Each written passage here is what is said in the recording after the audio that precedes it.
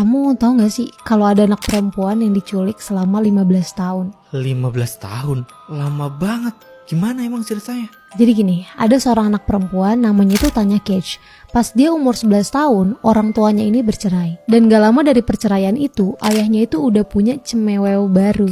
Sampai pacar ayahnya ini akhirnya tinggal di rumah yang sama, bareng Tanya. Tanya gak suka banget dong. Si Tanya ini jadi kayak anak bandel gitu. Suka berantem sama teman sekolahnya, bahkan sampai kabur-kaburan. Tapi kalau dia kabur, dia tuh bakal balik lagi. Nah, di tahun 1995, pas Tanya umur 14 tahun, dia itu berteman tuh sama satpam di sekolah menengahnya yang umurnya itu udah 37 tahun. Namanya Thomas. Berteman ya, mereka tuh sering ketemuan di bawah tangga sekolahan gitu. Tanya ini ngerasa cuma si Thomas lah seseorang yang bisa jadi tempat dia cerita dan bisa ngertiin dia gitu. Sampai di situ Thomas ini kayak ngeyakinin si Tanya kalau keluarganya Tanya itu sebenarnya nggak sayang sama si Tanya. Jadi cuma si Thomas lah satu-satunya manusia yang mencintai Tanya Ava adanya. Nah, si Thomas ini ngomong kayak gitu tuh tujuannya biar Tanya ini mau terus sama dia dan mau tinggal sama dia. Si Thomas ini juga katanya suka ngasih udut, permen, sama uang gitulah. Di situ Tanya yakin pol sama Thomas kalau Thomas ini benar-benar sayang dan Tanya juga sayang gitu sama si Thomas. Apaan sih ini?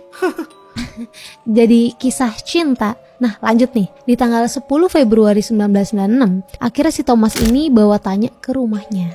Di rumahnya itu ada dua orang tuanya Thomas dan anak laki-lakinya yang umurnya udah 22 tahun. Loh? Di sana Thomas ini ngunciin si Tanya di kamarnya selama 10 tahun. Sampai di tahun 2000, Thomas ini ngasih identitas baru nih ke Tanya, kayak ngerubah warna rambutnya juga. Dan sampai saat itu tuh sebenarnya si Tanya ini udah dicariin sama pihak keluarga, tapi nggak ketemu. Nama Tanya tuh akhirnya diubah jadi Nikki Diane Allen. Dan si Thomas baru tuh ngenalin si Nikki alias Tanya ke orang tuanya dan bilang kalau perempuan ini bakal tinggal sama mereka di sini.